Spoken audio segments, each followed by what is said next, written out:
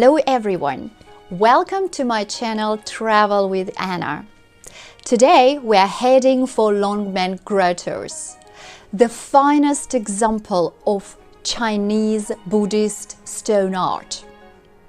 The first carvings started appearing here in the 5th century. 3 most important statues for the Buddhists are located in these caves. Longmen Grottoes are situated in Henan province, 12 kilometers south of Luoyang city, which is the oldest of China's 4 ancient capitals. Their caves with sculptures and images are located in Xiangshan and Longmen mountains with the Yi River flowing between them. There are about 100,000 Buddha statues both inside the caves and on the outside relief of the cliffs. This place is truly sacred for all Buddhists.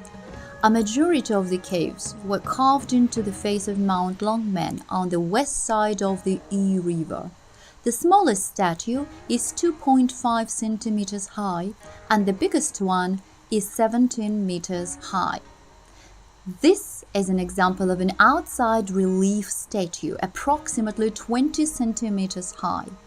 The earliest history of the creation of Longmen Grottoes is traced to the reign of Emperor Xiao Wen of Northern Wei dynasty, the 5th and 6th centuries.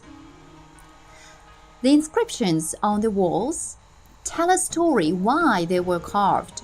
There are over 2,800 inscriptions here.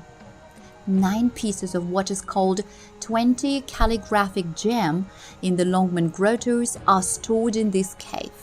The cave of prescription, possessing the artistic styles of the last years of the Northern Wei dynasty, has obtained its name because of the engraved prescriptions of curing more than 140 diseases such as malaria, tummy bug, heartache, and so on, and therefore provides precious resources for the research into the ancient Chinese pharmacy and medicine science. The first cave was carved more than 1,500 years ago, and at first this place was called Gate of the Yi River, but then the name changed into the Dragon Gate, referring to the period when Emperor Yang of the Sui dynasty at the beginning of the 7th century built an imperial palace in Luoyang with its southern gate aligned to the cliffs of the site. The caves outstretch along the Yi River for 1,500 meters. This is the central Pingyang cave created in the first part of the 5th century. It was commissioned by Emperor Xuanwu in memory of his father. The figure in the center is Shakyamuni, the historical Buddha, or possibly Maitreya, the Buddha of the future, based on the hand gesture associated with Maitreya.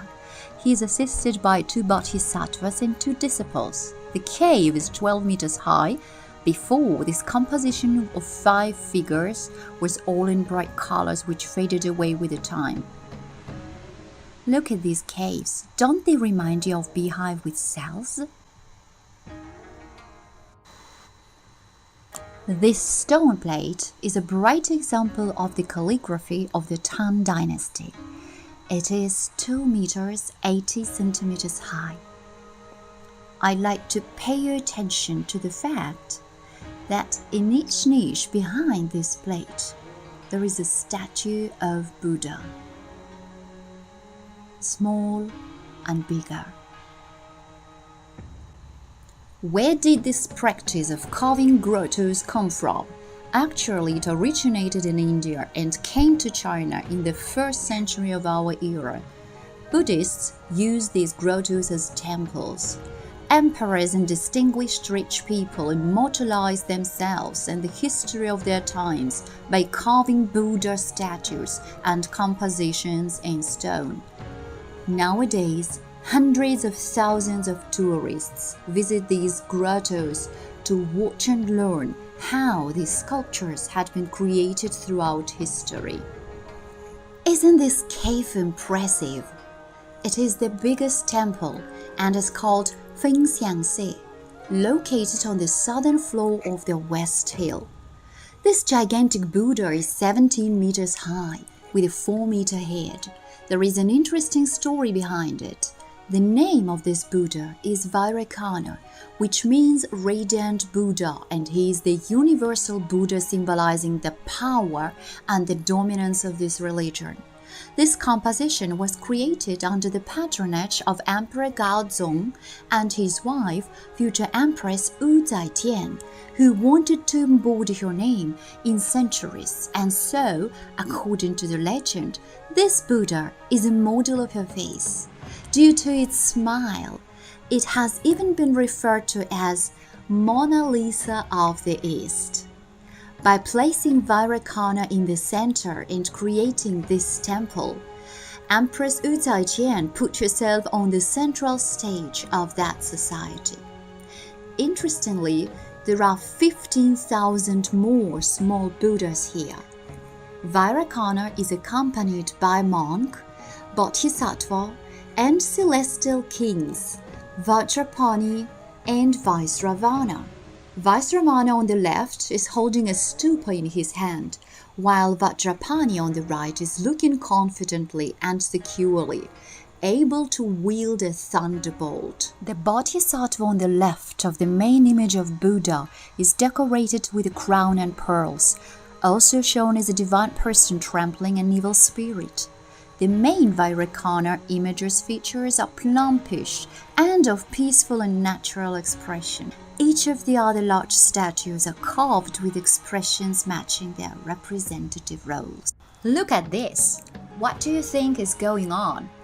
Well, Chinese people love to eat cucumbers on a lovely, sunny, hot day. They think that cucumbers are truly refreshing and give them a lot of energy, and besides, they are low in calories. Our destination are those grottoes.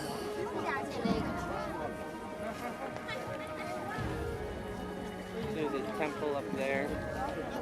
Okay. We've just been over there. We are crossing the Yi River between the two mountains and heading for the East Hill now.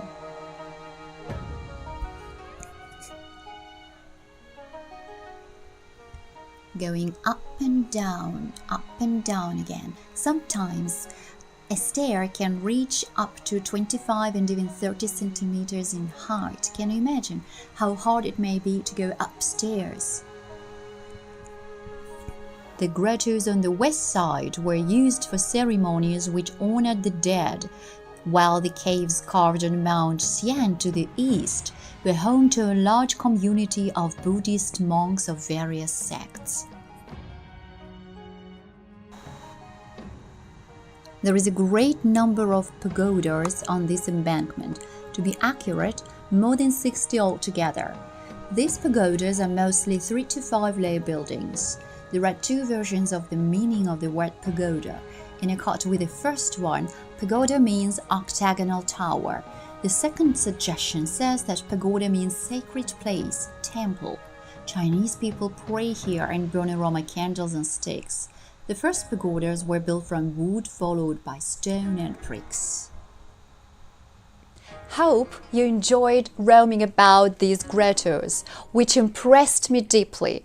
This is one of the 3 places in China where Buddhist art is presented in such an expressive way, and where the history is perpetuated in stone.